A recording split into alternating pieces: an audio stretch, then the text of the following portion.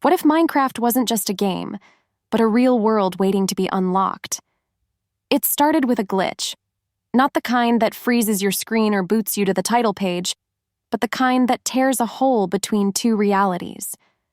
Garrett, a quiet tech genius with a basement full of cables and blinking monitors, had spent months coding a new mod.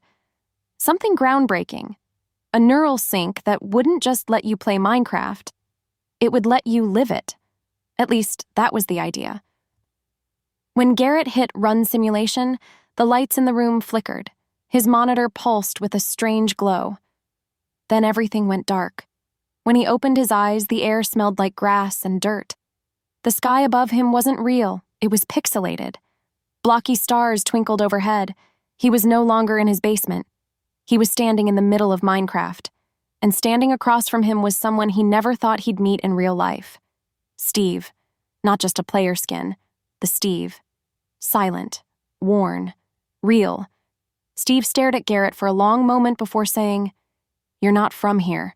Another tear in the code." Before Garrett could respond, the ground shook. Out of the forest, a mob of corrupted creatures surged toward them. Zombies with glowing red eyes, spiders twisted by broken code, moving faster than anything in vanilla Minecraft. Steve didn't hesitate. He pulled Garrett behind a crumbling stone wall and said, "The world's changing, and you brought it with you."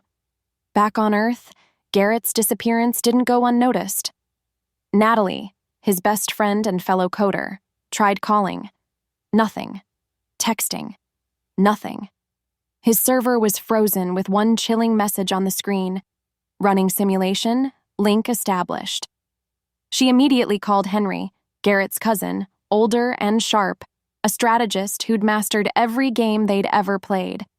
Together, they followed the same code Garrett had used. But the portal wasn't stable anymore. As they executed the sequence, the basement monitor sparked like lightning and pulled them through.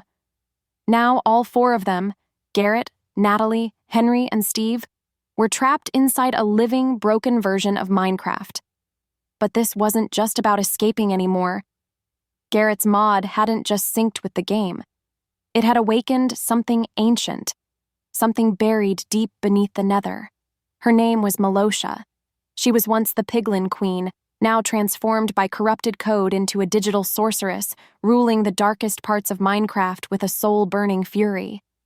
And when Garrett's neural link opened the door, she felt it. She began rebuilding her fortress, block by block, deep in the Nether, drawing energy from the corruption, preparing to force her world into ours. Signs of the collapse spread fast. Whole villages vanished without a trace. Day and night cycles spiraled out of control. Jungle trees merged with taiga ice. Blocks behaved like they were infected. Worse still, mobs started appearing in places they didn't belong. Endermen in deserts, skeletons with flaming arrows on ocean shores. Minecraft's natural laws were unraveling. Steve led them to the only place that might help. The Temple of Portents, an ancient ruin buried in mountains created by the original builders of Minecraft. Inside was the code key, a fragment of pure code that could reset the infection. But Malloia had beaten them there. The key was shattered. Only one piece remained. They had no choice. The only way to stop Malloia now was to reach the heart of code, hidden deep within her fortress in the Nether, and upload a world reset directly. But that meant facing her head-on, in the most dangerous terrain ever created. Their journey took them across deadly lands. They survived a blizzard in the Frozen Peaks biome, where phantoms attacked in the dark. They crossed lava rivers on a collapsing Strider bridge, just as Henry's sword shattered, blocking a wither skeleton's blow. Natalie nearly got swallowed by quicksand in a corrupted mesa biome, but Garrett saved her, pulling her free just in time. Each night the whispers got louder in Garrett's ears. He could hear the code. It spoke in symbols, in glitches, in ghostly server commands. Steve began to notice the changes too. Garrett's eyes occasionally glowed with lines of code. His hands trembled, pulsing with energy not meant for humans. He was beginning to sink too deeply with the world. Steve confided in Natalie one night by the fire. "I had a crew once," he said. back when the first convergence happened. We tried to seal Malloia with force. It cost every one of them their lives. I escaped. Barely. I've been waiting ever since. For someone who could finish what we started. When they reached Malloia's fortress, it was like walking into a nightmare. The sky was black with red cracks, like a shattered dome. Lava dripped from obsidian towers. The walls were alive, pulsing, breathing, mutating. Inside the main chamber floated the heart of code, beating with crimson light and tethered to earth with glowing red veins. Malloia appeared from a vortex of fire, her form constantly shifting. Part piglin, part blaze, part corrupted redstone. Her voice echoed through the air, layered with static and power. "You've brought me everything I need," she hissed.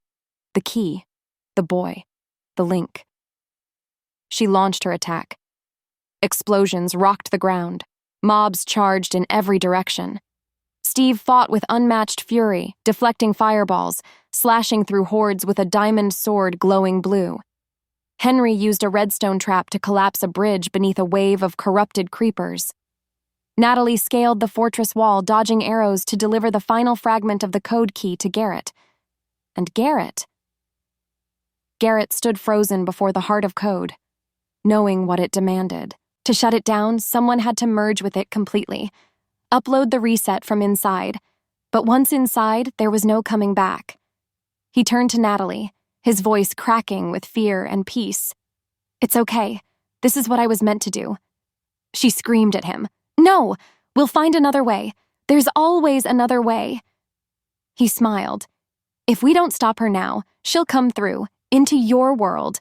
Then there won't be a way." And with that, he ran straight into the pulsing heart. Time stopped. A flash of light exploded outward. Everything slowed, then snapped. The mobs vanished. The lava cooled. The sky healed. They were home. Natalie woke up on the basement floor. The monitor was dark. Henry was calling from the other room. Steve was gone. And Garrett? Nowhere to be found. Weeks passed. His body was never found. His computer remained shut down. Until one night, the screen blinked on. A single line of text appeared. "Hello, Nat." She gasped. Another line. "I'm still here." Then finally, respawning? Garrett had made it. Not back to Earth, but not gone either. He was part of the code now, a guardian of both worlds, watching, protecting, and maybe, just maybe, waiting for the day he'd be needed again. Because once the lines between Minecraft and reality are blurred, they're never fully restored. And next time, the danger might not come from the Nether. It might come from us.